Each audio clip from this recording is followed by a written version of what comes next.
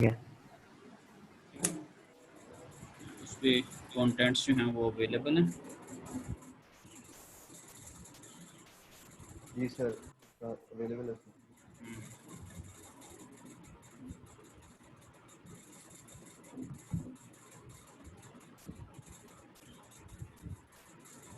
तो मैं देख रहा था एक किसी ने कोई ग्रुप को आगे भी एक्सेस नहीं किया, यानी कि एक्सेस नहीं किया मींस के अभी वहाँ पे विज़िट भी नहीं किया कि हाँ जी कैसे हैं, क्या हाल है आपके, जो एलएमएस का पेज है ना। तो ये आई डोंट नो कि मैंने फ्राइडे को देखा या सैटरडे संडे में से किसी एक दिन मैं देख रहा था, यानी कि थर्सडे को हमारी क्लास एंड होती है। तो उसके अलावा मैंने चेक किया तो किसी ने उसको, यानी कि अगर टीचर बहुत ज़्यादा इंटरेस्टेड है स्टूडेंट्स को देखने में तो वो एलएमएस के लॉगिन पे भी थोड़ा उसको आइडिया हो सकता है कि ये स्टूडेंट इस पेज पे कितने दिनों से नहीं आया। खैर ये एक इंटरेस्ट की बात है। चलिए, सर मैंने एक्सेस करने की कोशिश की थी तो वो नहीं हो रहा था सर। मैं तो 2-3 दफा कोशिश की थी। नहीं ये कब कोशिश की लास्ट टाइम? मैंने आप लोगों को शायद ईमेल की थी, मैंने आप लोगों को ऐड करके कि मैंने आप लोगों को ऐड कर दिया जी शायद इस सर, तरह से। जी सर, ईमेल आई थी। हाँ तो उस ईमेल के बाद आपने किया या पहले किया या वो आइडिया नहीं है? सर मेल तो मैंने अभी चेक की थी तो मुझे पता नहीं मैंने कब किया था। तो वैसे 2-3 दफा ट्राई किया था तो नहीं हो रहा था। तो स्टूडेंट नॉर्मली एलएमएस पे ऑटो जो है वो यानी कि इनरोल होते थे खुद से, वो पेज के अंदर इन होते थे। तो इस दफ़ा जो है इन्होंने स्कीम थोड़ी चेंज की है। तो अब स्टूडेंट जो है वो खुद को इनरोल नहीं कर पा रहे थे, तो फिर मैनुअली एज अ टीचर मैंने जो है वो आप सारों के, क्योंकि मेरे पास आईडीज़ थे तो आप लोगों को मैंने मैनुअली ऐड कर दिया। पहले इस तरह का काम नहीं होता था, स्टूडेंट खुद ही करते थे। सो अभी खैर ये चीज़ इन डिस्कशन है। तो इस वजह से फिर जब मैंने आप लोगों को इनरोल कर दिया था फिर मैंने आप लोगों को ईमेल भी कर दी थी। ठीक है, तो आई होप सो कि अब ये वाला इशू नहीं होगा।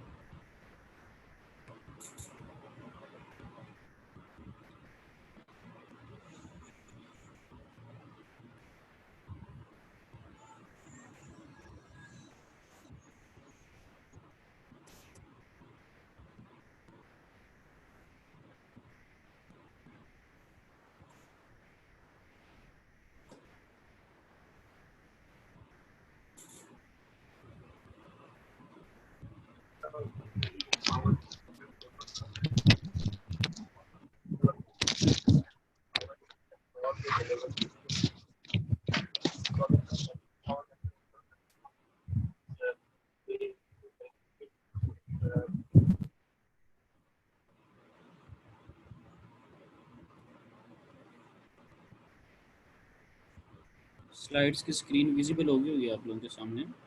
Yes sir. Yes sir.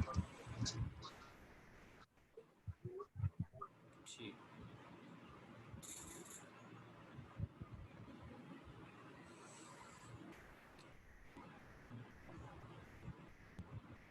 Last time हम इक्विलिब्रियम वगैरह की बात कर रहे थे, इक्विलिब्रियम पे हम बात कर रहे थे।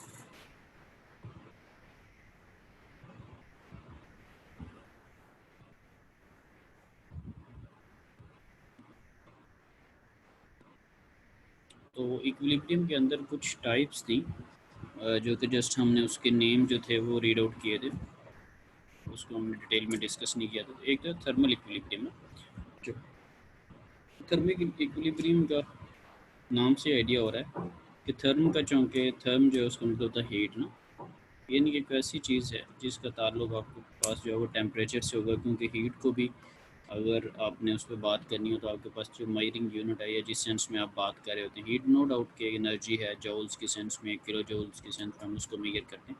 लेकिन हीट को नॉर्मली हम टेम्परेचर से रिलेट कर रहे थे, कितना टेम्परेचर है उस सेंस में हम, ये जैसे सीजन्स के अंदर गर्मी या सर्दी के उस सेंस में हम डिस्कस कर रहे होते हैं। तो थर्मल इक्विलिब्रियम के अंदर क्या होता है, मेंशन है कि there is no temperature difference throughout the system. ये लास्ट टाइम हमने एक बात डिस्कस की थी कि सिस्टम क्या होता है। कोई भी जो चीज़ जिसको आप डिस्कशन के लिए कंसिडर कर लेते हैं उसको आप सिस्टम कह रहे हैं। सपोज एक रूम एक सिस्टम हो सकता है, एक लैपटॉप है, मोबाइल एक सिस्टम हो सकता है, कप ऑफ टी एक सिस्टम हो सकता है।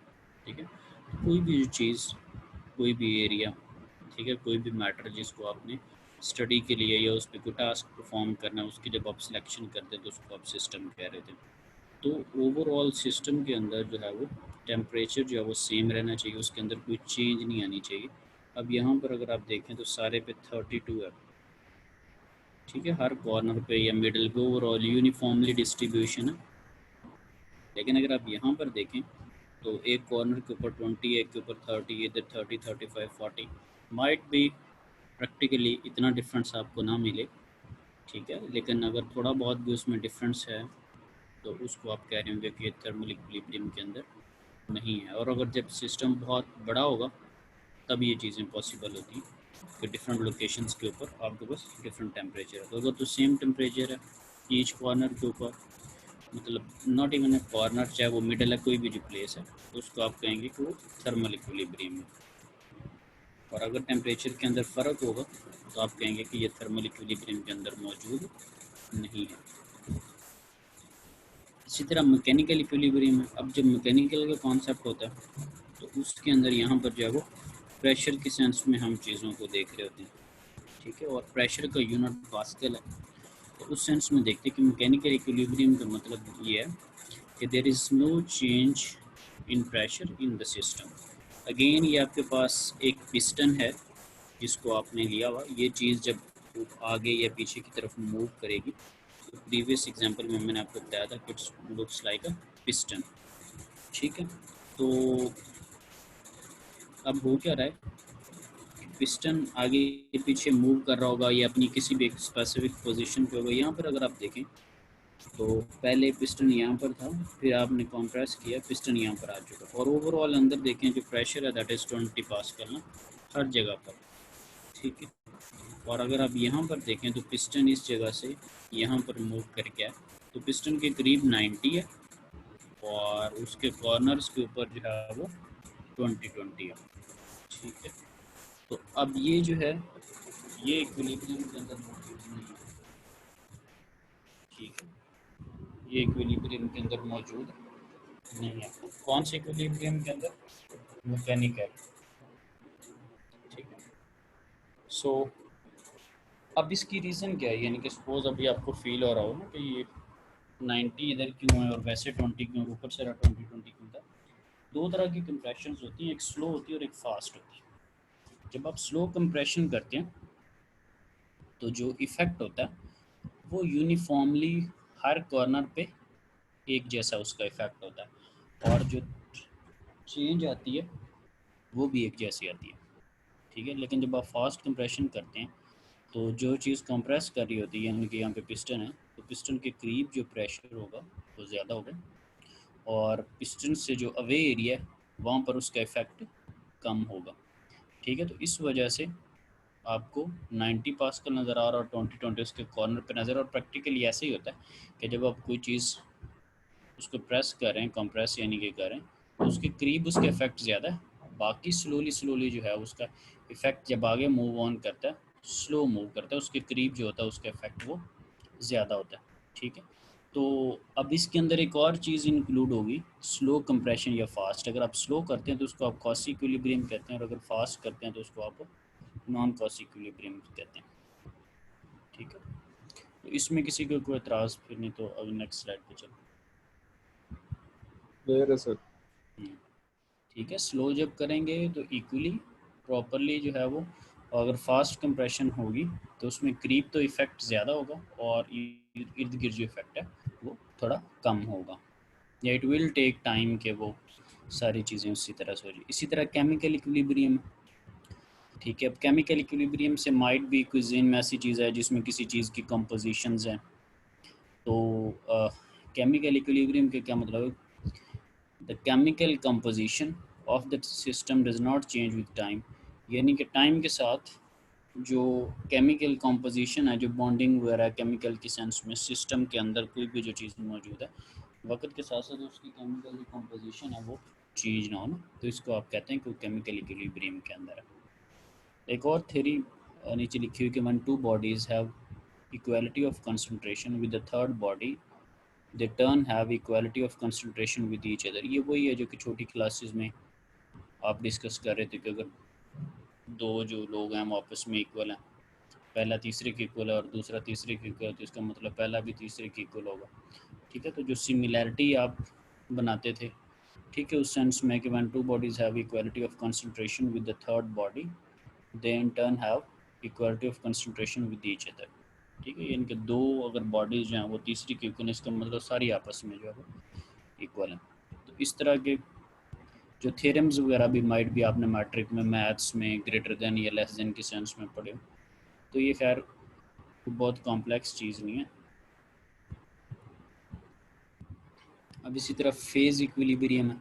अच्छा, फेज़ का जो सेंस होता है, फेज़ में ये होता है कि सपोज़ चीज़ लिक्विड में है या सॉलिड में है या वेपर में है, तो ये जैसे जैसे मैंने बातें की, इसको हम कहते हैं कि वो चीज़ अपना जो फेज़ है वो चेंज करी। लेट से वेपर्स की फॉर्म में, फिर वो लिक्विड की फॉर्म में चली जाती, फिर वो सॉलिड की फॉर्म में चली जाती। तो ये फेज़ का जो वर्ड है मैं उसको डिस्क्राइब पहले कर रहा हूँ। ठीक है, सो अगर कोई चीज़ किसी भी फेज़ के अंदर है, ठीक है, suppose phase equilibrium means that the mass, अब इसमें जो चीज़ है मास उसका सेम रहे। ठीक है, यानी कि अगर चीज़ सॉलिड में है तो उसका मास उतने का उतना है, अगर वो लिक्विड में चली गई है तो उसका मास उतने का उतना है, अगर वो वेपर की फॉर्म में चला गया तो फिर भी उसका जो मास है वो उतना ही रह रहा with the passage of time. ठीक है, डिफरेंट लेवल्स के ऊपर, डिफरेंट फेजेस के ऊपर उसका जो मास है वो चेंज नहीं हो रहा।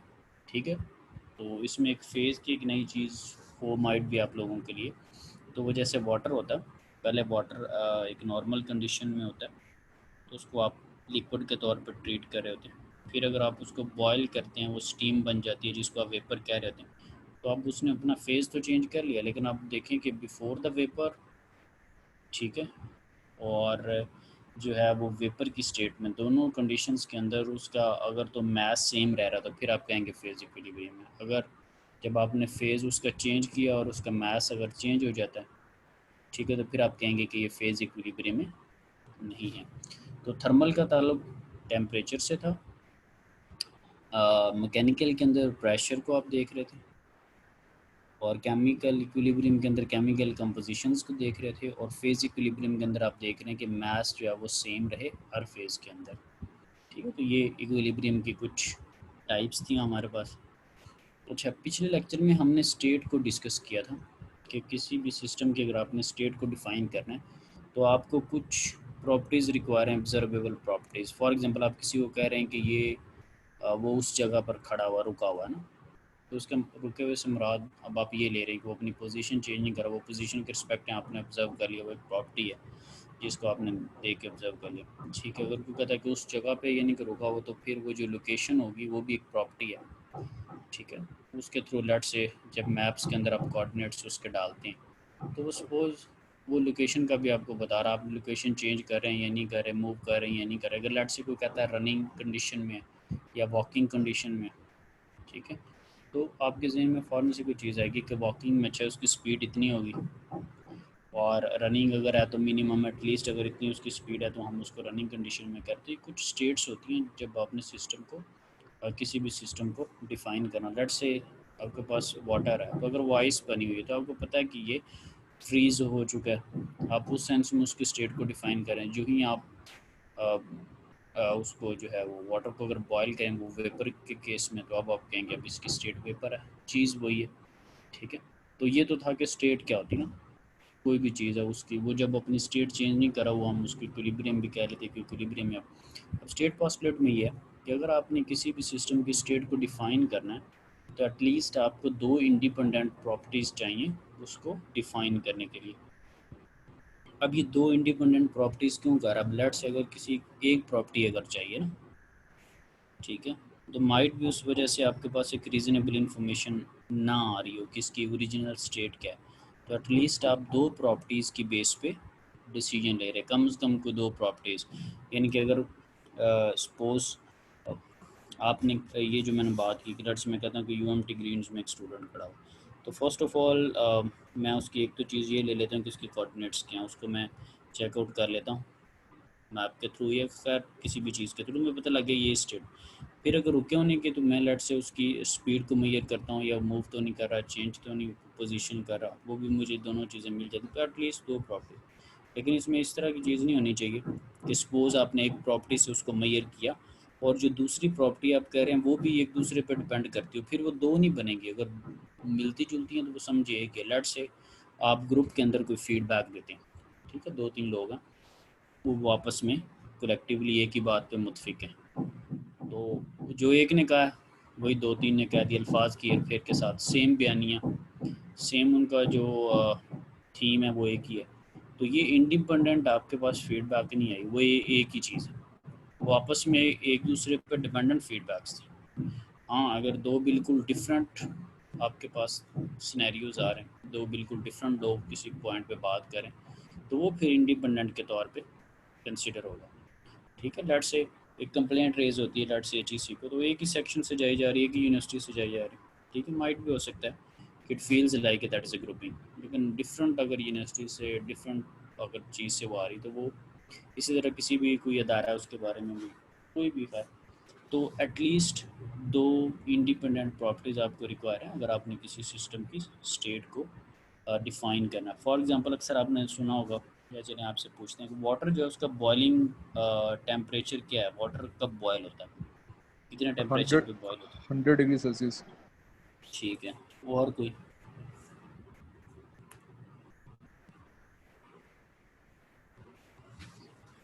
और कुछ स्टेटमेंट इसके बारे में किसी की, यानी कि राय मुख्तलिफ होगा। अगर तो खाली वाटर है वो फिर 100 डिग्री पे होगा, उसके अंदर कोई इम्प्योरिटी है तो फिर ऑफ कोर्स उसका वेरी करेगा। अच्छा, चलें जी, और भी अच्छा कमेंट था।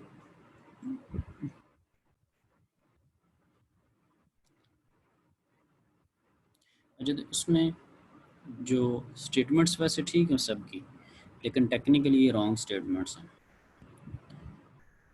ठीक है। बातें सारों ने ठीक है, हम यही कुछ जानते हैं कि वाटर में भी यही कुछ जानता था पहली दफ़ा इस कोर्स को पढ़ाने से पहले, खैर। तो जो वाटर है that boils at 100 degree C, यही हमने सिंपली पढ़ा हुआ। और ये इम्प्योरिटी वाली भी बात जिन्होंने की, अगर उसकी वाटर नहीं है कुछ और मटेरियल बीच में है तो कंसंट्रेशन डिफरेंट है, अब वो उसकी बॉन्डिंग डिफरेंट है, अब एक डिफरेंट टेम्परेचर रिक्वायर होगा, तो ये दोनों कमेंट्स वैलिड हैं। लेकिन इसमें हम एक चीज़ का इजाफा करेंगे, ठीक है, इन कमेंट्स के साथ, कि वाटर जो है वो 100 डिग्री सी पे बॉयल होता है विद 1 एटमॉस्फेरिक प्रेशर। अगर आप प्रेशर को डिफ़ाइन नहीं करते तो आप ये जज नहीं कर सकते कि वाटर जो है वो कब बॉयल होगा। मे बी उस अब ये प्रेशर का क्या कॉन्सेप्ट है, सपोज प्रेशर का ये कॉन्सेप्ट होता है कि आप उसकी बॉन्डिंग को करीब ला रहे हैं, अगर उसके ऊपर बहुत ज़्यादा प्रेशर है तो वो वाटर देर बाद जाके बॉयल होगा। क्यों? क्योंकि उसके ऊपर जो प्रेशर है उसकी बॉन्डिंग को भी आपको ब्रेक करना है, वाटर की बॉन्डिंग के अलावा जो प्रेशर की बॉन्डिंग है उसको भी आपको ब्रेक करना है, फिर जाके कोई आपके पास रिजल्ट्स आएंगे। लेट से किसी स्टूडेंट ने कुछ परफॉर्म करना है, वो एक नॉर्मल कंडीशन में परफॉर्म करता है, अगर उसके ऊपर बहुत ज़्यादा बर्डन है, साइकोलॉजिकल उसके ऊपर इश्यूज़ हैं, फ़ी के इश्यूज़ हैं, मेंटली डिस्टर्ब है, तो क्या करना पड़ेगा? अब उसको ज़्यादा मेहनत की ज़रूरत है, ज़्यादा काउंसलिंग, पहले तो आपको सारे उसके ऊपर वाले सारे बैरियर्स रिमूव करने पड़ेंगे। खैर वो आपने हाथ से तो रिमूव नहीं करने, आपको एफर्ट पुट करनी पड़ेगी कि लेट से अगर साइकोलॉजिकल इशू है तो उसको किस तरह डील किया जाए, उस पर भी आपको एफर्ट पुट करनी पड़ेगी। कुछ और फेक इश्यूज़ हैं तो उनको किस तरह डील किया जाए। अब जब ये सारा ऊपर से प्रेशर उतर जाएगा, अब आके बात आएगी एक्चुअल की, कि लेट से जी एक क्विज़ के लिए उसको कितनी तैयारी करनी पड़ रही है, वो बाकियों को लेट से घंटा करनी पड़ रही है। अब जिसके साथ मसले मसाइल थे 2-2.5 घंटे इसके मसले मसाइल सुलझाने में लग गए, तो घंटा वो वाला घंटा ओरिजिनल तैयारी का और प्लस उसके ऊपर जो प्रेशर था, ठीक है।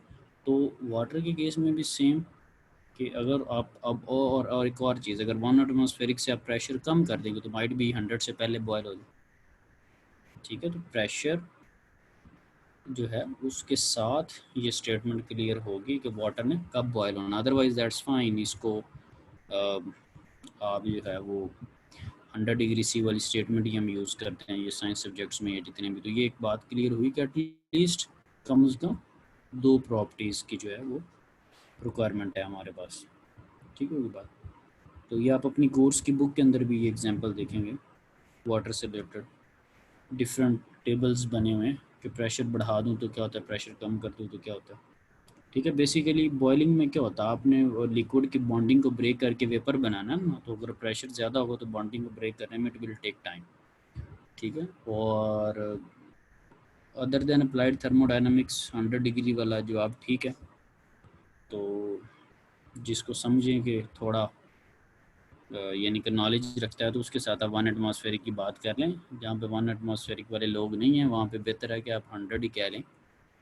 ठीक है, अदरवाइज़ आप बड़े उनको डिफरेंट लगेंगे कि ये क्या गलती को जवाब दे रहा है। सो इफ़ अब आगे ये एक चीज़ ये कि सिंपल कंप्रेसिबल सिस्टम कि if a system involves no electrical magnetic gravitational या सरफेस टेंशन फैक्ट्स वगैरह इस तरह की अगर चीज़ें नहीं हैं उसके अंदर, the only energy transfer by work is by volume change. उसके लिए उसके अंदर जो एनर्जी ट्रांसफ़र कर रहे हैं वो जस्ट आप वर्क के थ्रू कर रहे हैं ना। और वैसे जो कंप्रेसिबल वर्ड होता है इसका क्या मतलब है, एनीवन नोस के? फिर इसको आप मतलब स्क्वीज कर सकते हो इस तरह का। बिल्कुल ठीक है, स्क्वीज़ स्क्वीज़ को अगर और मैं थोड़ा एलेबरेट करूं तो इनका स्क्वीज़ से मुराद ये है कि उसका वॉल्यूम चेंज हो सकता है। स्क्वीज़ कर लिया या उसको एक्सपेंड कर लिया। ठीक है, तो दोनों सेंस में हम स्क्वीज़ में भी और एक्सपेंशन में भी क्या करें, उसको वॉल्यूम जो है उसको चेंज करें। तो वॉल्यूम चेंज वाली चीज़ ही कंप्रेसिबल होती। ठीक है, कि जिसका वॉल्यूम चेंज हो रहा है। अगर लेट्स से एक स्प्रिंग है उसको आपने कंप्रेस किया है, तो जब आप स्प्रिंग को स्क्वीज़ कर लिया, जब उसको छोड़ेंगे वो अपनी ओरिजिनल हालत में वापस आ जाएगा। लेकिन हम उसको ये नहीं कहते कि ये कंप्रेसिबल एंड एक्सपेंशनेबल या जो एक्सपैंड हो सकता है, इस सेंस में हम उसका नाम नहीं लेते। नाम फिर हम एक ही टर्म के ऊपर ले लेते हैं। तो स्प्रिंग को अगर आप रिलैक्स करेंगे तो अपनी ओरिजिनल पोजीशन पे आ जाएगा, यानी कि एक्सपैंड भी हो रहा है। और जब आपने उसको कंप्रेस किया हुआ, ठीक है, तो उसके ऊपर एक फोर्स लग रही है फिजिकल टू के एक्स। तो खैर जिसका वॉल्यूम चेंज हो सकता है उसको आप कंप्रेसिबल सिस्टम कहते हैं। और ये क्या बाय वर्क क्यों कह रहे हैं, क्योंकि अगर स्प्रिंग है तो उसको अगर आपने ये स्क्वीज़ की बात करें, कंप्रेस की बात करें, तो किस तरह होगा, खुद से तो नहीं होगा। You have to apply a force. जब आप उसके ऊपर कोई फोर्स अप्लाई करेंगे और उस जब स्क्वीज़ होगा तो वो थोड़ा सा डिस्प्लेसमेंट या अपनी पोजीशन से जो चेंज होगा वही उसके ऊपर वर्क डन है। उसकी पोजीशन में भी चेंजेस आ गई हैं और उसके ऊपर फोर्स भी अप्लाई हुई है, तो दैट इज़ वर्क। और उसका वॉल्यूम जो है वो चेंज हो गया, पहले जैसा वो नहीं रहा। तो ये आपके पास कंप्रेसिबल सिस्टम्स हैं और स्प्रिंग जो है वो that is the best example.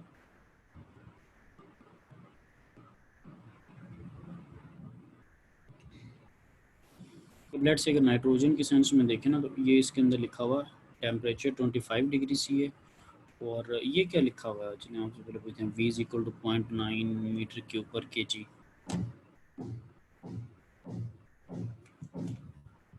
इससे कोई आइडिया फिर ये क्या चीज़ है? स्पेसिफिक डेंसिटी तो नहीं है? स्पेसिफिक, हाँ जी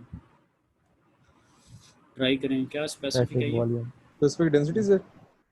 स्पेसिफिक वॉल्यूम है ये, पर केजी की सेंस में स्पेसिफिक वाली बात ठीक होगी। और मीटर क्यूब है बेसिकली वॉल्यूम का ना, तो ये स्पेसिफिक वॉल्यूम।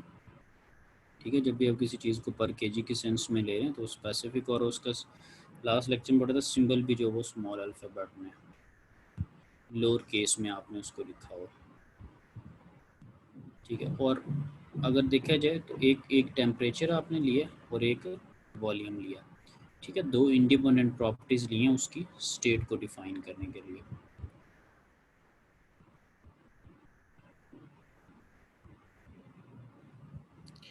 अब ज़रा प्रोसेस को डिस्कस कर लेते हैं, साइकिल को। ठीक है, और स्टडी फ्लो प्रोसेस को, ये बड़ी एक इम्पॉर्टेंट चीज़ है स्टडी फ्लो प्रोसेस, क्योंकि अक्सर जो हमारे पास प्रोसेस होते हैं या कोई भी जो डिवाइस है वो उसकी बेस के ऊपर काम कर रही होती है। अच्छा, स्टेट का तो आपको आइडिया है कि लेट से कोई चीज़ एक सर्टन प्रेशर या टेम्परेचर के ऊपर है तो आपने कहा उसकी ये स्टेट है, फिर आप उसको उसमें कुछ चेंजेस लेके आते हैं तो आप कहते हैं कि उसकी स्टेट अब ये है, फिर कुछ और करते हैं तो आप कहते हैं उसकी स्टेट ये। तो ये डिफरेंट स्टेट्स हैं ना आपके पास। प्रोसेस क्या होता है, when any of the properties of system changes, जब उसकी कोई भी सिस्टम की प्रॉपर्टी चेंज हुई है ना, तो उसका मतलब ये है कि उसने अपनी स्टेट चेंज कर ली, पहले वाली उसकी कंडीशन नहीं रही, ठीक है। And the system is set to have undergone a process. अब क्या चीज़ है कि लेट्स से वाटर है, ठीक है। वाटर की बार बार एग्जांपल देने का मतलब ये कि उसको हम विजुलाइज कर सकते हैं। जब हम उसको एक्सप्लेन कर रहे होते हैं या मैं बता रहा होता तो आपके जहन में एक स्केच बन जाता है कि हाँ ऐसे ही होता है, ठीक है। बाकी और टेक्निकल एग्जांपल्स अगर कोई देते हैं तो माइट भी आपके माइंड में उसकी कुछ स्टोरी ना बन पाए। तो अगर वाटर है आपकी कैटल के अंदर पड़ा हुआ, वो एक रूम टेम्परेचर के ऊपर है, वो बॉयल नहीं होने लगा, ठीक है, बॉयल नहीं होगा, वेपर उसके नहीं बनेंगे, उसकी एक सर्टन एक स्टेट है।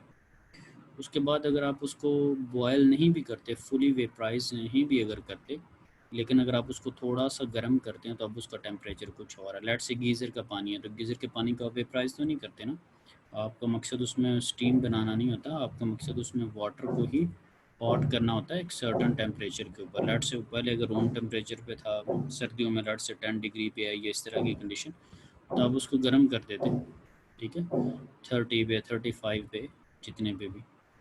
तो लाजमी नहीं कि हम उसको वेपर बना रहे हैं, क्योंकि नीड ऐसी है, ज़रूरत ऐसी है। स्टीम के केस में हम बना भी लेते हैं, उसमें टेम्परेचर जो वो 300 डिग्री सी पे पहुंच जाता है। अच्छा, तो ये जो एक स्टेट से दूसरी स्टेट हुई है, ये किसी प्रोसेस के थ्रू हुई है ना, ये किसी सर्टन प्रोसेस से गुजरा। लेट से आपने कैटल लिया, ठीक है, आग जलाई है, उसको बर्न यानी कि बर्न किया है किसी भी रॉ मटेरियल को, उसको एनर्जी प्रोवाइड की है, थर्मल एनर्जी दी है, हीट उसको दी है, फिर जाके उसकी स्टेट चेंज हुई है वाटर की। तो ये जो जिस वो रास्ते से गुजरा है, रास्ते से मुराद प्रोसेस, जो आपने प्रोसीजर यूज़ किया उसको आप प्रोसेस कह रहे हैं, ठीक है। So when any of the properties of system changes, यानी कि वाटर कोल्ड से हॉट में गया, द स्टेट चेंजेस, ठीक है, हॉट से कोल्ड उसकी स्टेट होगी। And the system is set to have undergone a process. तो इस सिस्टम को एक प्रोसेस से गुजरना पड़ेगा तभी स्टेट चेंज होगी, कोल्ड से हॉट नहीं बन सकता अनटिल अनलेस कि उसकी स्टेट अगर सपोज बाहर भी रख देते तो दैट इज़ अ सनलाइट, वो कॉन्टीन्यूसली एक सोलर एनर्जी है जो कि नेचुरली अवेलेबल है। तो स्टिल उसके पीछे एक प्रोसेस है कि आपने से वहाँ पे रखा, उसने सोलर एनर्जी को, सनलाइट को अब्जॉर्ब किया और उसकी स्टेट चेंज हुई, तो still there is a process, right. तो अगर यहाँ पर भी अगर आप देखें तो उस इसका कोई ना कोई प्रेशर है, कोई ना कोई वॉल्यूम है, कोई ना कोई टेम्परेचर है, गैस है। तो अगर आप पिस्टन को मूव करवा देते हैं, अब यहाँ पे एंड पे ले आए, तो आपको पता है जब एक्सपैंड करेंगे तो एक्सपैंड करने से प्रेशर जो है वो रिलीज़ होता है, ठीक है, जब आप पिस्टन को अवे मूव करेंगे, ठीक है। यहाँ पर जब ऊपर लेके आ रहे हैं उसके ऊपर आपने प्रेशर बढ़ा दिया, स्ट्रेच, एक्सपेंशन या उसके ऊपर कॉम्प्रेसिंग। जब आप किसी चीज़ के ऊपर प्रेशर बढ़ाते हैं तो उसका वॉल्यूम कम हो जाता है, जब प्रेशर रिलीज़ करेंगे उसका वॉल्यूम एक्सपैंड हो जाएगा। अब यहाँ पर वॉल्यूम ज़्यादा है, यहाँ पर वॉल्यूम कम है, ठीक है। तो दो डिफरेंट स्टेट्स हैं। अब सपोज इन स्टेट्स को अगर देखें तो ये अगर स्टेट 1 है, देखें कोई भी प्रॉपर्टीज़ हैं अभी लेबल नहीं की, प्रॉपर्टी ए प्रॉपर्टी बी कोई भी प्रॉपर्टी हो सकती है। तो स्टेट 1 से स्टेट 2 पर जाने के लिए वो एक सर्टन एक प्रोसेस से गुजरेगा। इसके ऊपर नीचे आप लेबलिंग कर सकते हैं, हीट, जैसे अक्सर केमिकल इक्वेशंस के अंदर कैटालिस्ट और इस तरह की चीज़ें और प्रोसेसेस लिखे होते हैं। तो ये जब मल्टीपल स्टेट्स को आप मिलाते हैं तो वो एक पाथ बन जाता है। इसको आप प्रोसेस पाथ कह रहे थे, किस पाथ के थ्रू ये गुजर के गया। अब ये पाथ क्या डिफाइन कर रहा है, लेट्स से स्टेट 1 पे आप जा रहे हैं तो प्रॉपर्टी अगर बी चेंज हो रही है, यानी कि अगर बी इंक्रीज़ हो रही है तो उसके साथ साथ ए भी इंक्रीज़ हो रही है। और स्टेट 2 से जब आप 1 पे आते हैं तो अगर बी प्रॉपर्टी कम हो रही तो साथ साथ ए प्रॉपर्टी भी कम हो रही, ठीक है। और अगर यही कर्व जो है वो इसको ऊपर से बना दें तो उसका पाथ चेंज हो जाएगा। उसका पर्पस अभी देखते हैं कि पाथ चेंज करने से क्या इफ़ेक्ट हो रहा होता है। सो अब आई होप सो कि आपको प्रोसेस पाथ या स्टेट्स के बारे में कोई इशू नहीं है। ये बिल्कुल एक सिंपल सी चीज़ें हैं।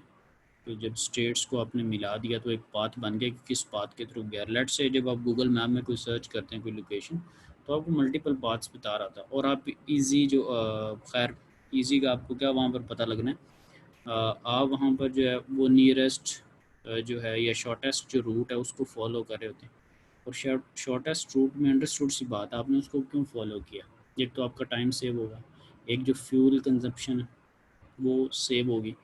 तो इकोनॉमिक्स की बेस के ऊपर या उस पाथ और अगर आप एक लॉन्ग रूट चूज़ करते हैं तो डेफिनेट सी बात है टाइम भी ज़्यादा है और फ्यूल भी ज़्यादा है, ठीक है। सेम ही यहाँ पर चीज़ें होती कि अगर आप एक डिफरेंट पाथ लेते हैं तो आपको जो एनर्जी है वो ज़्यादा उसको प्रोवाइड करनी पड़ेगी। इसी तरह ये ज़रूरत थी बैकएंड पे बेसिकली कि why we are studying process और पाथ्स और इस तरह की चीज़ें।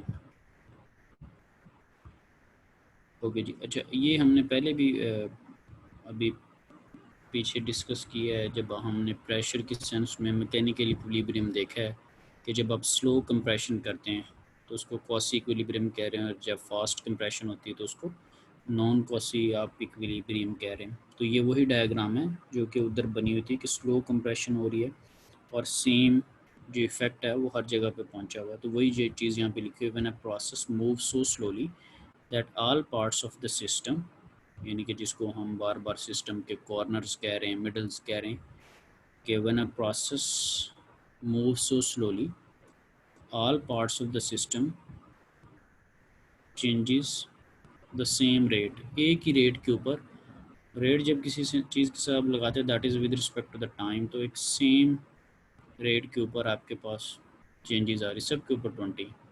तो ऐसी सेंस में आप उसको क्या कहेंगे, ऐसी सेंस में उसको क्वासी इक्विलिब्रियम आप कहते हैं या स्लो कंप्रेशन कहते हैं, ठीक है।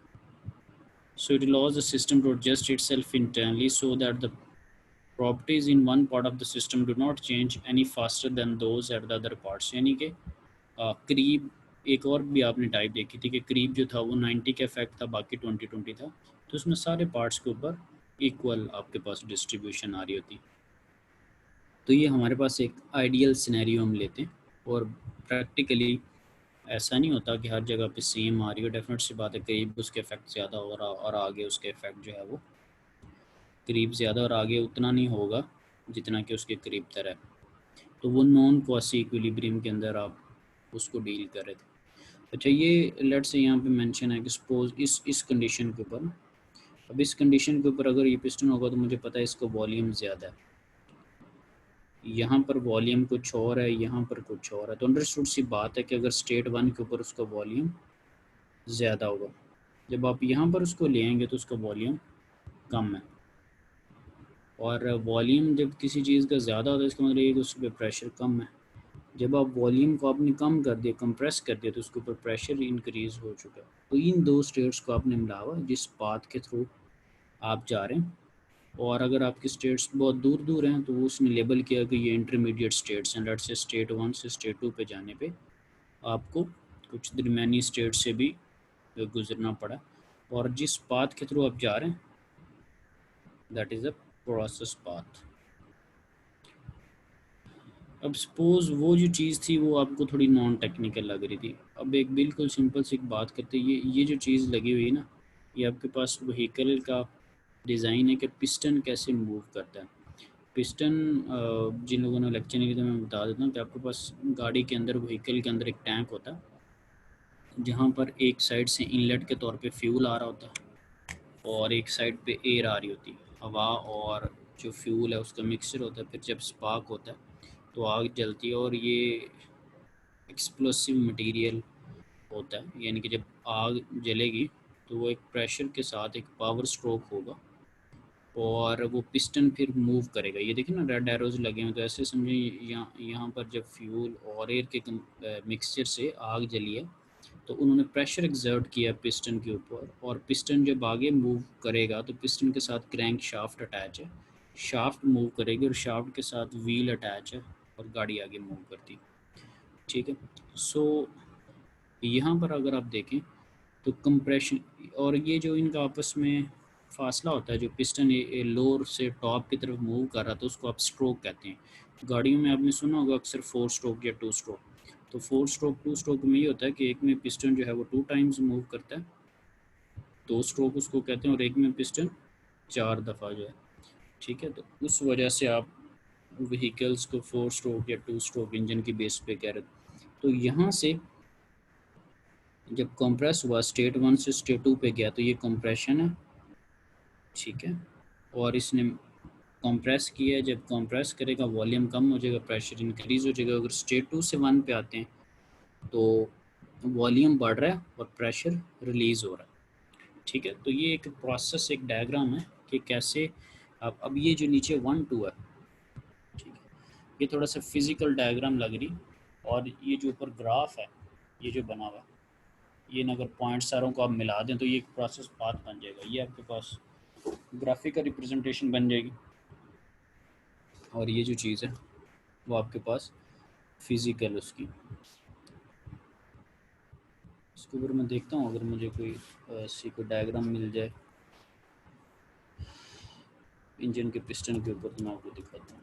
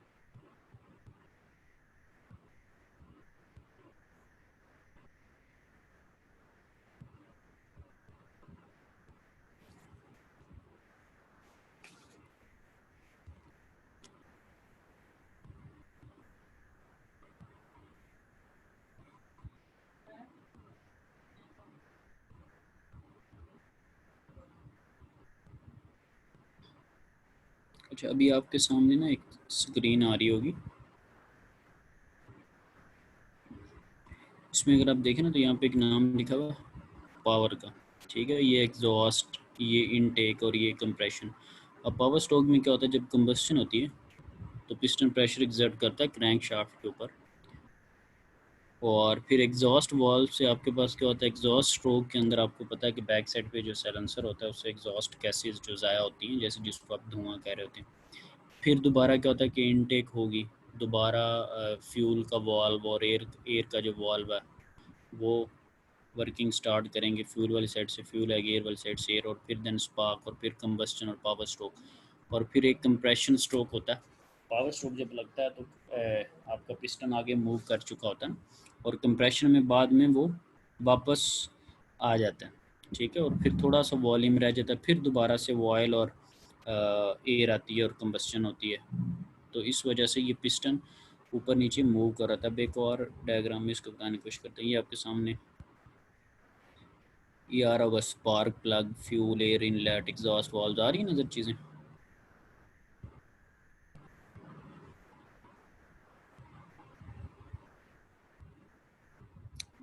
जी स्टूडेंट, मैंने कहा यस सर, नज़र आ रही आ रही अब आ रही है, यस सर, आ ठीक रहे है, हैं सर, आ रहे हैं। अच्छा यस। ठीक है, ठीक। अच्छा, ये देखिए स्पार्क प्लग लिखा हुआ है ना, ये प्लग है, ठीक है, स्पार्क प्लग आपके ये लिखा हुआ फ्यूल एंड एयर इनलेट, इस जगह से आपके पास फ्यूल और एयर जो है वो ये इनलेट्स हैं आपके पास। यहाँ पर जब फ्यूल और एयर आ जाएगा तो कंबस्शन होगी, कंबस्शन होने से वो एक पावर के साथ पिस्टन को नीचे मूव करेगा। ये देखें पिस्टन अब नीचे आ चुका है, जैसे ही ये नीचे आएगा ये देखें इसके साथ व्हील या क्रैंक शाफ्ट अटैच है, अब इसने वर्किंग देनी है, फिर उसके बाद ये वापस चला गया जाएगा, जिसको आप इसको कंप्रेशन कह रहे हैं तो ये एक्सपेंशन है। और ये एग्जॉस्ट आउटलेट्स हैं जिसको आप सिलेंसर के थ्रू धुआं या उस सेंस में कह रहे हैं, तो ये नीचे लिखा भी हुआ है इंडक्शन, इंडक्शन का मतलब पावर स्ट्रोक, ये कंप्रेशन, ठीक है, पावर एग्जॉस्ट। तो जिसके अंदर ये 4 दफ़ा चारों प्रोसेस डिफरेंट हो रहे हैं उसको आप 4 स्ट्रोक कह लेते हैं, दूसरे को 2 स्ट्रोक, ठीक है। यहाँ पर अगर आप देखें तो ये पिस्टन की थोड़ी सी आपको पिक्चर भी उस तरह की नज़र आ रही है, ये भी उसी तरह की चीज़ें। तो ये दिखाने का इसका पर्पज़ ये था कि ये आपके पास बहुत एक कॉमन एक डायग्राम है कि एक टैंक होगा और उसके ऊपर एक ढकना सा आपको लीड सी नज़र आ रही होगी, और मैं कभी कहूँगा कि ये इधर मूव कर उधर मूव कर। तो ये इसका मतलब ये नहीं है कि यहाँ पर टैंक क्यों फिर है, ये बीच में बैकएंड पे उसका पर्पज़ है। ठीक है, तो इसको उस सेंस में आपने कंसिडर करना है कि थोड़ा प्रैक्टिकल चीज़ें आपको लगे।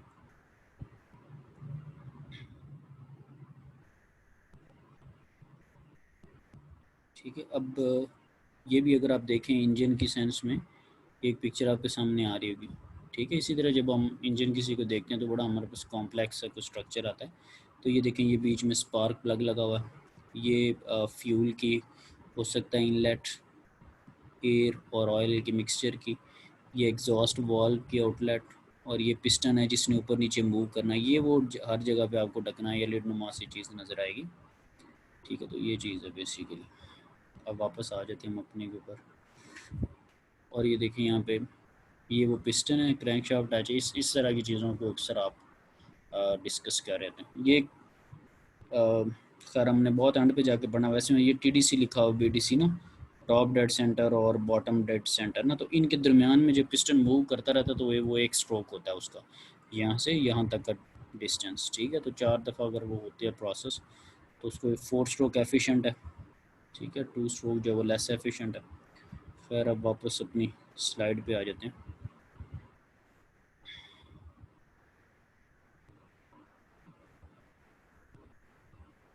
तो आई होप सो कि अब ये चीज़ें अगर कहीं भी टैंक या पिस्टन की बात होती है या इस तरह से, तो अब आपको उस पर इशू नहीं होना चाहिए। इसी तरह नॉन कॉसी की एग्जांपल है, मैंने पहले बताया था कि फास्ट कंप्रेशन है, हर एंड पर एक जैसी चेंज अक्कर नहीं होती, उसके करीब तक 90 और ऑल पार्ट्स पे डिफरेंट है, दूर 20-20 है और उसके करीब जो है वो 90 है। ठीक है, सो ये नॉन कॉसी इक्विलिब्रियम है। ठीक है, फास्ट कंप्रेशन है। और यहाँ पे देखें कि उसने स्टेट 1 स्टेट 2 पे ये जो पाथ बनाया वो इतना एक सडन प्रोसेस हुआ है कि आपको इंटरमीडिएट स्टेट्स का ही नहीं पता कि जो उसके दरमियान में जो टाइम गुजरा है उसमें वो किस स्टेट्स के थ्रू गया। तो अगर पाथ आपको नहीं आइडिया, पाथ या प्रोसेस का नहीं आइडिया, तो फिर उसके अकॉर्डिंगली आपको एनर्जी का आइडिया भी नहीं होगा। तो इसीलिए कोशिश ये होती है कि कॉसी इक्विलिब्रियम के ऊपर चीज़ें डिज़ाइन की जाएँ, ना कि नॉन कॉसी के ऊपर। ये आपके पास एक साइकिल है। ठीक है, साइक्लिक जो प्रोसेस होता है कि जिसकी इनिशियल और एंडिंग स्टेट सेम होती है ना। ठीक है, तो ए पॉइंट से आप चलें, बी पे चले गए, बी से सी पे, सी से डी पे, डी से ए पे। तो अ cycle is a process, series of connected processes. आप ज़रा ए से बी पे गए तो किसी प्रोसेस के थ्रू गए होंगे, बी से सी पे भी एक प्रोसेस है, तो आपने काफ़ी सारे प्रोसेसेस को कनेक्ट कर दिया। तो cycle is a process with identical and states, जिसकी एंड स्टेट्स सेम आपके पास आ रही, जहाँ से शुरू हुए वहीं पर उसका एंड हो जाएगा। अब सपोज इसमें अक्सर फिज़िक्स के अंदर आपने एग्जांपल देखी होगी कि अगर एक सर्कुलर वे में एक पॉइंट से आप चलें और उसी पे वापस आ गए तो अक्सर लिखा होता है कि क्या वर्क डन हुआ या नहीं हुआ। तो जब आप डिस्प्लेसमेंट को देखते हैं तो आप कहते हैं कि स्टार्टिंग और एंडिंग पॉइंट सेम है, डिस्प्लेसमेंट ज़ीरो है। नो डाउट कि उसने बहुत ज़्यादा चक्कर लगाया, तो आप उसको वर्क डन ज़ीरो कह देते हैं। ठीक है, लेकिन सर्कुलर के सेंस में फिर आपने देखा होगा कि हमारे पास डिफरेंट चीज़ें होती हैं, टॉर्क वगैरह को हम देख रहे होते हैं, फिर उसमें नंबर ऑफ़ रेवोल्यूशंस को हम देख रहे होते हैं कि कितनी दफ़ा उसने रिवॉल्व किया है। जैसे स्पीड है तो उसको आप RPM कह रहे होते हैं ना। ठीक है, रेवोल्यूशंस पर मिनट, 1 मिनट के अंदर उसने कितनी की। अक्सर जिनको आइडिया थोड़ा सा मशीन के कोर्स का या वैसे स्पीड का, तो स्पीड RPM पे, अक्सर गाड़ी पे देखो ना RPM मीटर। ठीक है, सो वो आपको बता रहा था गियर के अकॉर्डिंगली, गियर स्पीड की एडजस्टमेंट ना, अक्सर देखा मीटर पे नीडल ऊपर जा रही, कहाँ पे जा रही। तो जिनकी फ्यूल कंजप्शन भी नहीं ठीक होती, मशवरे भी ले रहे होते हैं कि कितने RPM पे चलाना चाहिए ये वो। सो वो आपके एडजस्टमेंट है। ठीक है, तो साइक्लिक प्रोसेस के अंदर क्या होगा कि स्टार्टिंग और एंडिंग पॉइंट उसका जो है वो सेम होगा। अभी हम इसको लेट से क्यों पढ़ रहे हैं, क्योंकि जितने भी आपके पास टेक्निकली जो काम हो रहा होता है इंजीनियरिंग के अंदर, वो किसी न किसी साइकिल के ऊपर हो रहा होता है। अब वो किसी न किसी साइकिल के ऊपर दिखाने का क्या मकसद है कि लेट से एक स्टीम पावर प्लांट है, अभी ये जो आपको स्लाइड नज़र आ रही, किसकी एक साइड से एयर और फ्यूल मिक्सचर आ रहा है। ठीक है, उसको कंबस्शन हुई, कंबस्शन के बाद आपने स्टीम बनाई स्टीम टरबाइन पे, टरबाइन के ब्लेड्स के ऊपर स्टीम ने हिट किया, उसने आपको मैकेनिकल एनर्जी दी, उससे आपने आगे जनरेटर लगा के इलेक्ट्रिकल एनर्जी प्रोड्यूस कर ली। और जो स्टीम ब्लेड्स के ऊपर गिरेगी, टकराने के बाद वो अपना प्रेशर टेम्परेचर लूज़ करेगी, साफ ज़ाहिर है जब वो टकराएगी तो फिर आपको वो वाटर टाइप फील होगा, जैसे स्टीम या कोई वेपराइज चीज़ किसी चीज़ के ऊपर जब गिरती है तो वो फिर सर्टन टाइम के बाद आपको वो वाटर वाटर फील होने लग जाता है लिक्विड स्टेट्स के अंदर।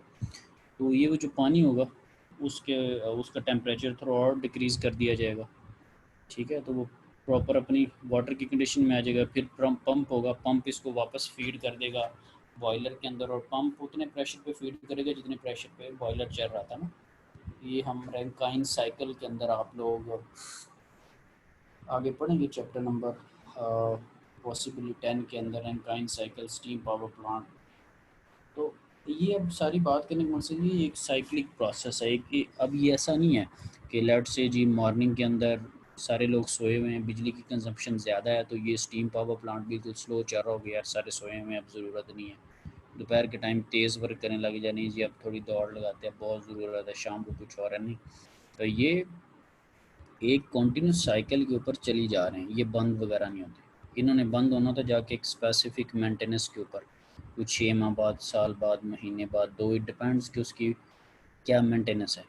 तो ये लॉन्ग टर्म चलते हैं, तो इसीलिए आपको एक साइकिल बनाना पड़ता है कि एक साइक्लिक प्रोसेस हो और चीज़ चलती रहे, ना कि बीच में इंटरप्शंस हों, ना कि बीच में मैनुअली चीज़ों को डील करना पड़ रहा हो।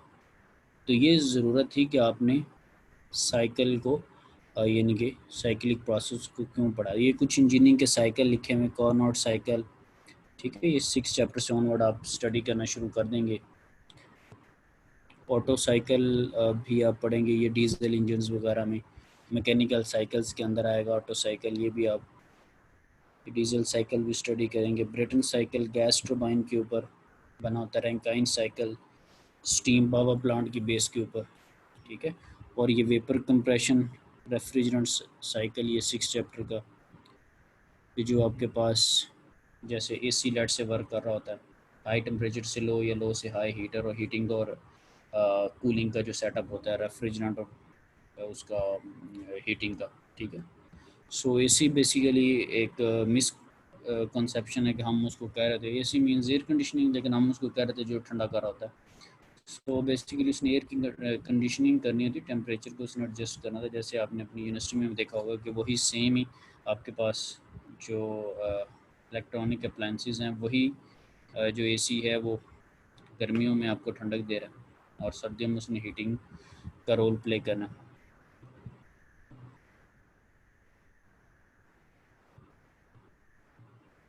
और एक और आप उसकी बात की, उसमें ऐसा भी नहीं होता कि जाके मैनुअली वो साइड चेंज कर दें कि अच्छा जी ये जो अंदर ठंडक फेंकता था सर्दियों में यहाँ से उतार के इसको बाहर वाली तरफ उसका मुंह कर दो कि अब जी मौसम चेंज हो गया, और जो आउटडोर यूनिट जहाँ पे उसने गर्म हवा वो देता होता था उसको ला के अंदर लगा दो, अब सर्दियाँ आ गई उल्टा दो इनको। तो ऐसा सिस्टम भी नहीं आपने देखा। तो खैर ये एक साइक्लिक प्रोसेस है जिसकी बेस के ऊपर हमारे पास चीज़ें चल रही होती। अच्छा, उसके बाद एक और बड़ी टर्म यूज़ होती है स्टेडी फ्लो प्रोसेस, ठीक है। सो फ्लो का तो आपको पता है कि जब कोई चीज़ फ्लो कर रही है और जिस प्रोसेस के थ्रू गुजर रही है उसके फ्लो करने का अंदाज।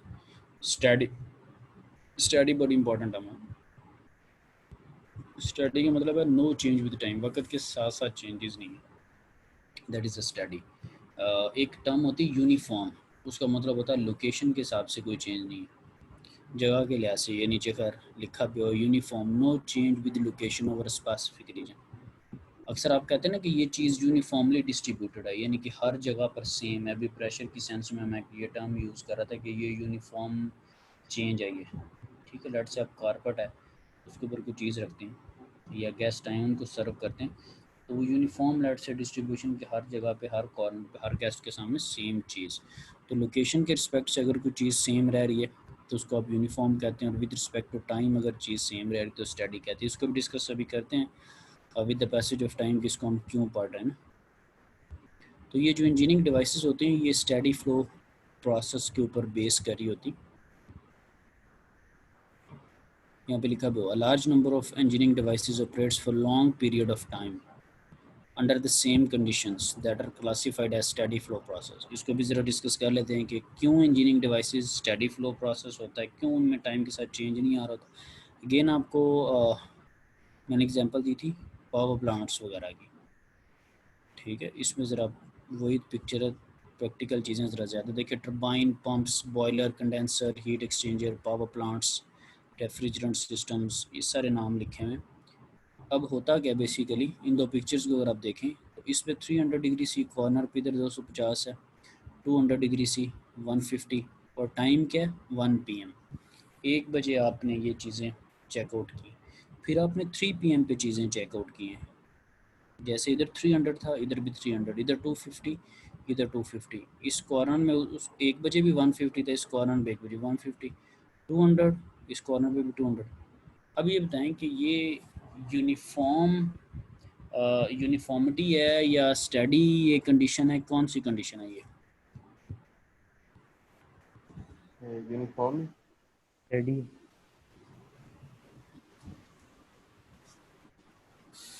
फिर ये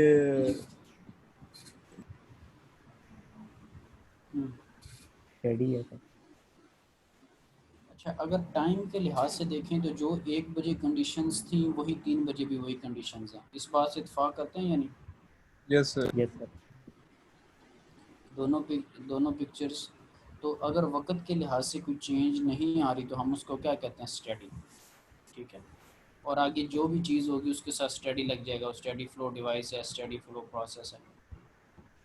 इसमें आप अगर एक चीज़ नोट करें, टाइम के रिस्पेक्ट को निकाल दें, क्योंकि टाइम को हमने ऑब्जर्व कर लिया। अब अगर आप उसकी लोकेशंस को देखें तो लोकेशंस के अंदर फ़र्क है, एक कोने पे 300 है, एक कॉर्नर पे 250 है, एक कॉर्नर पे 150 है, एक पे 200 है।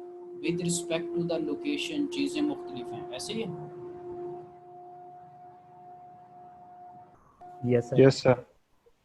तो यानी कि ये यूनिफॉर्म डिस्ट्रीब्यूशन, ये खैर यूनिफॉर्म से हमारा कोई ताल्लुक नहीं है, ये वैसे मैंने बताने के लिए आपको यहाँ पे एक चीज़ ऐड की, लेकिन ये स्टेडी फ्लो प्रोसेस है। अच्छा, अब ये क्यों कॉर्नर्स वगैरह की बात करूँ, मैं सपोज़ करूँ कि मेरे पास जो एक पावर प्लांट है, वो मेरा एक पूरा एक सिस्टम है। ठीक है, अब उस अगर मैं सिस्टम को ऑब्ज़र्व करूँ तो पानी जो है, जो वाटर है, वो बॉयल होने से पहले उसका टेम्परेचर और बॉइलिंग के बाद वेपर का टेम्परेचर एक जैसा होता है, या वेपर या स्टीम बनाने पे ज़्यादा टेम्परेचर चाहिए होता है और सिंपल वाला वाटर कम टेम्परेचर पे होता है? क्या व्यूज़ हैं आप लोगों के? सर एक बार फिर रिपीट करते हैं। जो सिंपल वाटर है उसका टेम्परेचर ज़्यादा होगा या स्टीम का टेम्परेचर ज़्यादा होगा? स्टीम का सर। स्टीम का टेम्परेचर ज़्यादा होगा। अच्छा, और जब ये स्टीम एक ख़ास प्रेशर और टेम्परेचर के साथ ब्लेड के ऊपर हिट करेगी तो ये अपना प्रेशर और टेम्परेचर लूज़ कर देगी या सेम ही रहेगा? सर लूज करेगी। सर लूज कर देगी।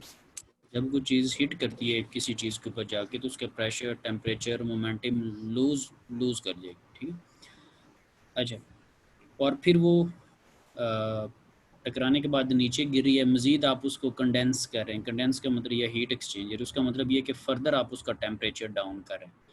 तो अब मैं अगर अपनी 4 चीज़ों को दोबारा से बताऊं, वाटर बिफोर द बॉइलिंग कुछ और टेम्परेचर, कुछ और प्रेशर है, स्टीम बना है कुछ और प्रेशर है, कुछ और टेम्परेचर है, हीट किया है उसने, प्रेशर टेम्परेचर कुछ और पे चला गया लूज़ करने के बाद, फिर हीट एक्सचेंजर है, उससे फर्दर आपने हीट निकाली, अब उसकी हालत कुछ और, फिर पंप था उसने उसका प्रेशर इन्हेंस किया और बॉयलर में भेजा, अब उसका कुछ और चीज़ है।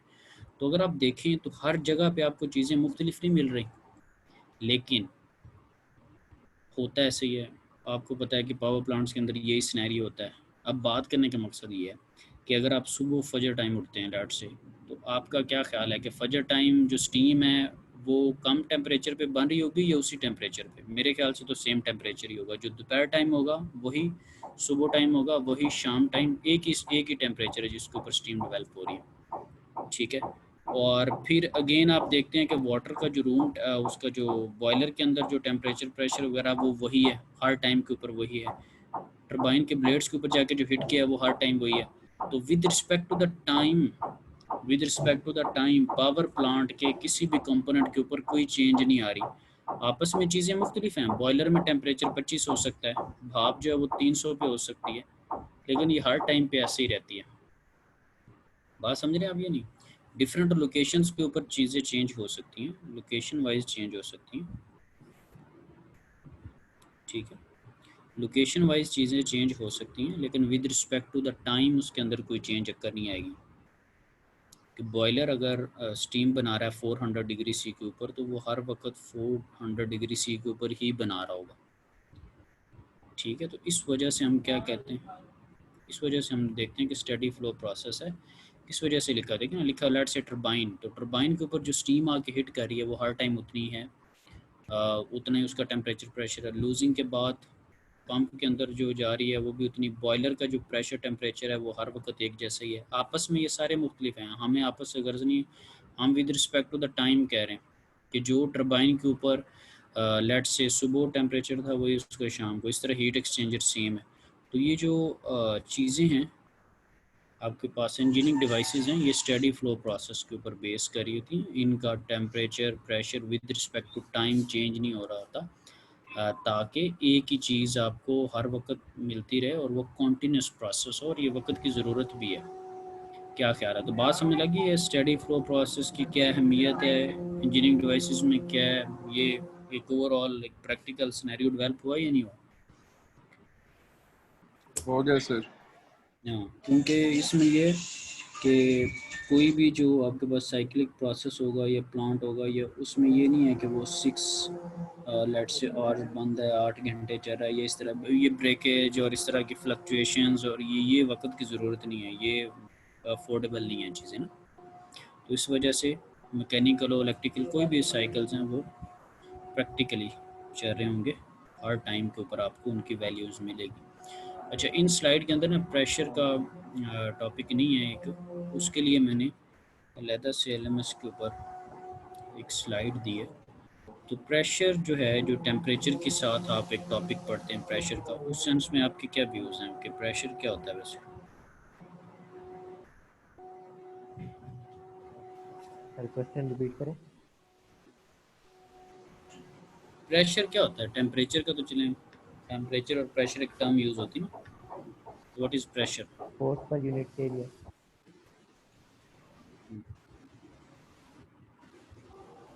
सर एक है जो कोई है? फोर्स वो एक्सर्ट हो रही होती है शायद सर, उसका प्रेशर। फोर्स एक्सर्ट होती है, ठीक है। और कोई कमेंट? यही सिर्फ फोर्स पर यूनिट एरिया के फोर्स आप अप्लाई करते हो तो एरिया पे डिपेंड करते हैं कितना प्रेशर लग रहा है। अगर एरिया छोटा होगा तो ज़्यादा प्रेशर लगेगा, एरिया बड़ा होगा तो कम प्रेशर लगेगा। ठीक है, कह रहे हैं कि जी फोर्स और एरिया पर डिपेंडेंट चीज़ें हैं, ठीक है जी। और कोई कमेंट?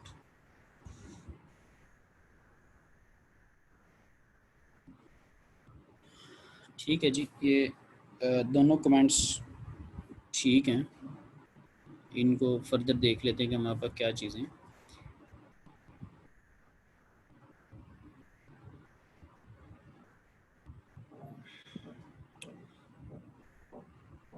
अच्छा, तो ये प्रेशर के नाम से एक टॉपिक मैंने इंक्लूड किया हुआ है। अब प्रेशर की जो डेफिनेशन है, a normal force exerted by a fluid per unit area, जिसको आप फोर्स पर यूनिट एरिया कह रहे होते हैं, ठीक है, कि एक सर्टन एरिया के ऊपर कितनी आप जो है वो फोर्स लगा रहे हैं, फोर्स पर यूनिट एरिया, फिर उसको आप प्रेशर के सेंस में डील कर लेते हैं, ठीक है। अब ब्लड से एक फैटी पर्सन है और एक बिल्कुल नॉर्मल दुबला पतला सा, ठीक है, स्लिम एंड स्मार्ट पर्सन है।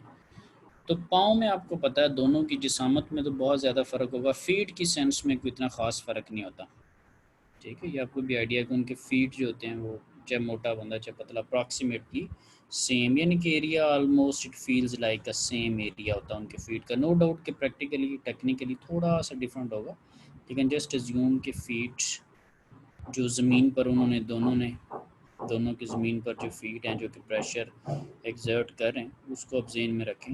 लेकिन जब बॉडी को देखें, दोनों की पिक्चर आपको नज़र आ रही होगी, मैंने स्क्रीन चेंज कर दी है, शेयरिंग आ रही नज़र? यस सर, आ रही है। दो पर्सन, एक का 68 kg है और एक का 136 kg है। तो अब आपके ख्याल में कौन सा जो बंदा है वो ज़्यादा प्रेशर एक्सर्ट कर रहा होगा? सर अगर तो एरिया सेम है तो जो फैटी पर्सन है वो ज़्यादा प्रेशर एक्सर्ट कर रहा है। कह रहे हैं कि अगर एरिया सेम है तो फैटी पर्सन जो है वो ज़्यादा प्रेशर एक्सर्ट कर रहा है। और वो हम इस बात को डिस्कस कर चुके हैं कि ऑलमोस्ट दोनों के फीट का सेम एरिया ही है, और फीट प्रैक्टिकली सेम नहीं होते, लेकिन उनमें जो चेंजेस होती है वो बहुत माइनर होती है। मेरे ख्याल से सारे आप इस चीज़ को अंडरस्टैंड कर रहे होंगे। मोटा बंदा पतला पाँव में कितना फ़र्क हो सकता है पाँव के एरिए का। 19-20 का होता है सर। हाँ जी, तो ये जो आपके पास 30% है वो ज़्यादा प्रेशर एग्जर्ट कर रहा होगा, ठीक है। उसका जो फोर्स पर यूनिट एरिया है वो ज़्यादा होगा, और यूनिट जो प्रेशर का आप कंसिडर करते हैं वो पास्कल में आप कंसिडर करते हैं, ठीक है। उसका जो यूनिट आप लेते हैं किलो या मेगा पास्कल, ये तो फिर क्वांटिटीज़ है ना, जैसे जैसे वैल्यू बड़ी होती जाएगी आप उसको किलो या मेगा के सेंस में डील कर लेते हैं। और ये भी पिक्चर्स में भी आपने देखा होगा 20 PA लिखा हुआ था। ये फिर डिफरेंट यूनिट्स हैं। एटमॉस्फेरिक प्रेशर में भी हम उसको डील कर लेते हैं, बार भी यूज़ हो जाता है, ठीक है। और ATM अगर लिखा हो तो उसका मतलब एटमॉस्फेरिक प्रेशर है, ठीक है। तो ये डिफरेंट उसके यूनिट्स हैं प्रेशर के। अच्छा, इसी तरह आपने देखा होगा जब आप टायर की हवा के लिए जाते हैं शॉप के ऊपर, ये मोस्टली पंप स्टेशन के ऊपर, तो उनके पास वो एक गेज सी होती है, उसके ऊपर वो टायर को लगा के, बाइक हो गाड़ी हो, खैर है तो दोनों के टायर, तो उनके ऊपर लगा के कुछ वैल्यू चेक कर रहे होते हैं कि क्या वैल्यू है, और फिर उनको आइडिया हो रहा होता कम ज़्यादा है इसके अंदर चीज़ें, तो वो बेसिकली प्रेशर को ही चेकआउट कर रहे होते हैं, ठीक है। और वो अक्सर आपने देखा होगा कि कुछ लोग कह रहे थे इसमें हवा कितनी भरवानी है, 20-30 क्या, वो एक नंबर होता है, मतलब कि गाड़ियों के ऊपर मेंशन भी होता है, तो वो भी बेसिकली प्रेशर का ही आपको कह रहे हैं, ठीक है। वो प्रेशर का ही यूनिट है, लेट से 20 या 30, या वो जो वैल्यू आप कह रहे हैं वो प्रेशर की ही बेसिकली वैल्यू है, ठीक है। अच्छा, एब्सोल्यूट प्रेशर क्या होता है? The actual pressure at a given position, कोई भी पोजीशन है उसके ऊपर जो एक्चुअल प्रेशर है, ठीक है, उसको आप कह रहे हैं कि एब्सोल्यूट प्रेशर, जो उसकी एब्सोल्यूट वैल्यू है, ठीक है। और जो गेज प्रेशर है, बेसिकली ये गेज ही होती है जो कि आपको प्रेशर बता रही होती है, गेज प्रेशर।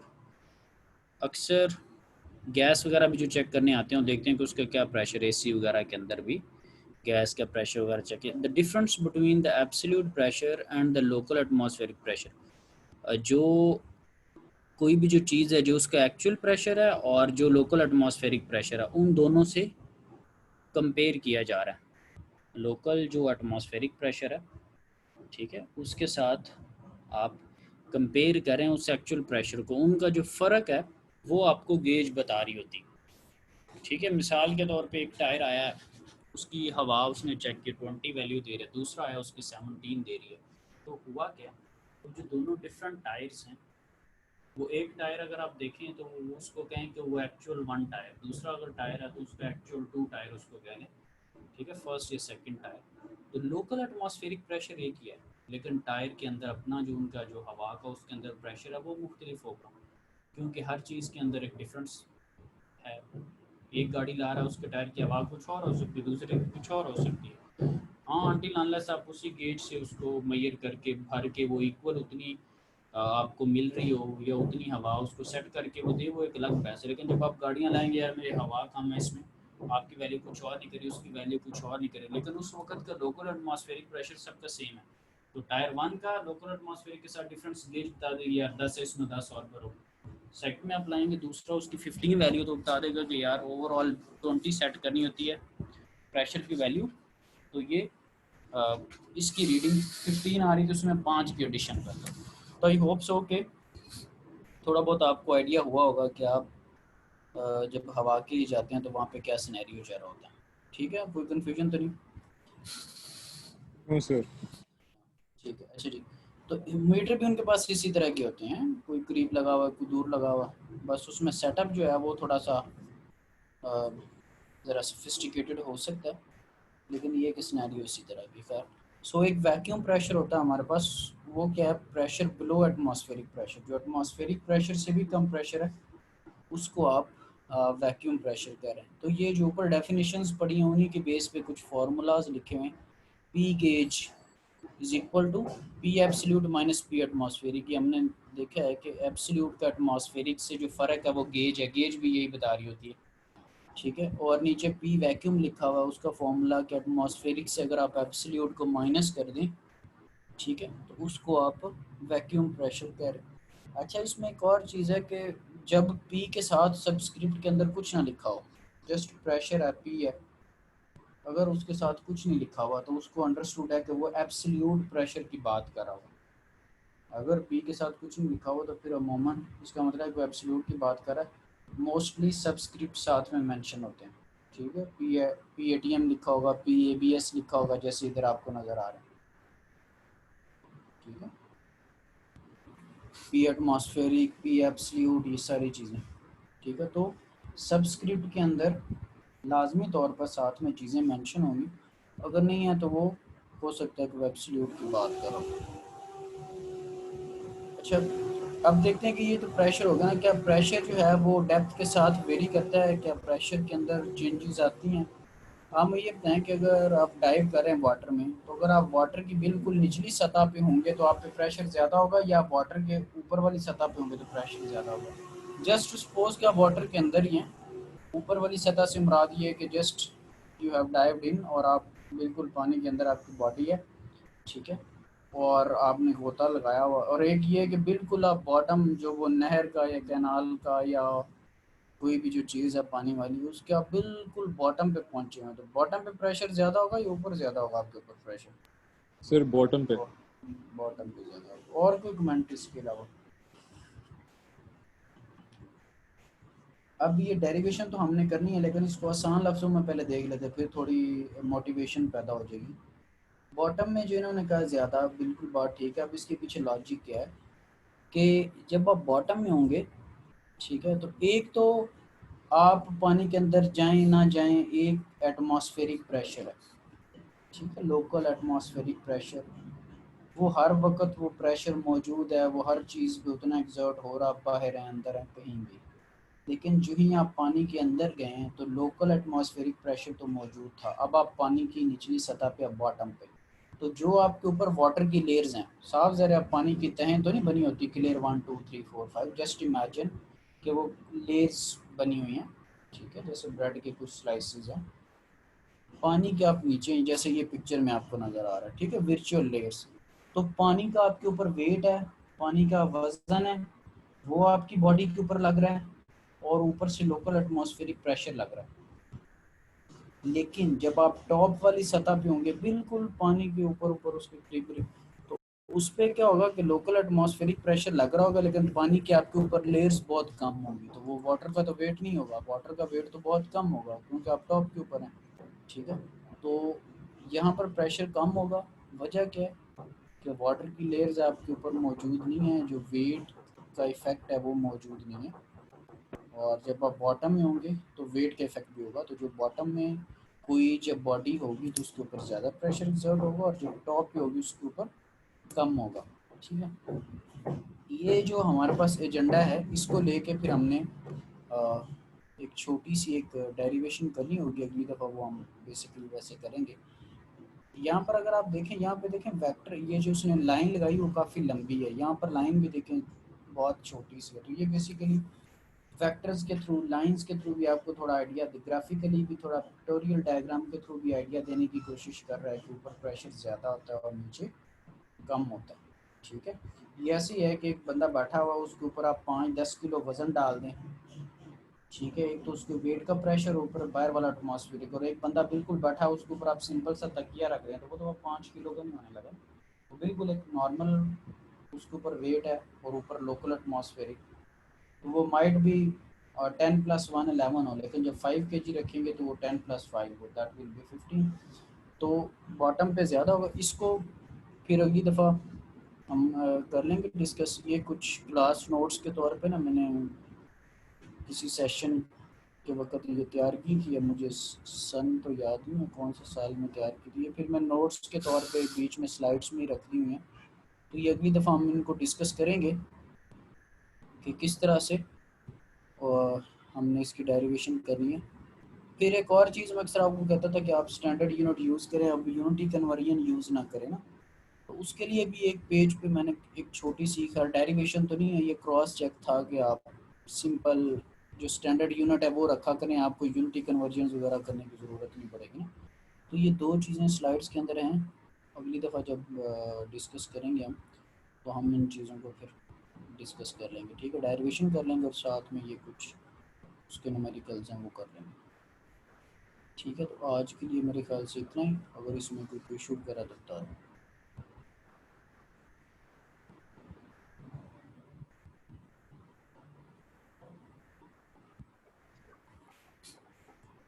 ठीक है जी student. Yes okay sir. Sir. हाँ ठीक है जी, सारा खुदा मटेरियल हाफिज़। हाँ LMS पे है, बस उसको करें स्टडी। अल्लाह हाफिज़। यस सर, खुदा हाफिज़। अल्लाह हाफ़िज़ सर।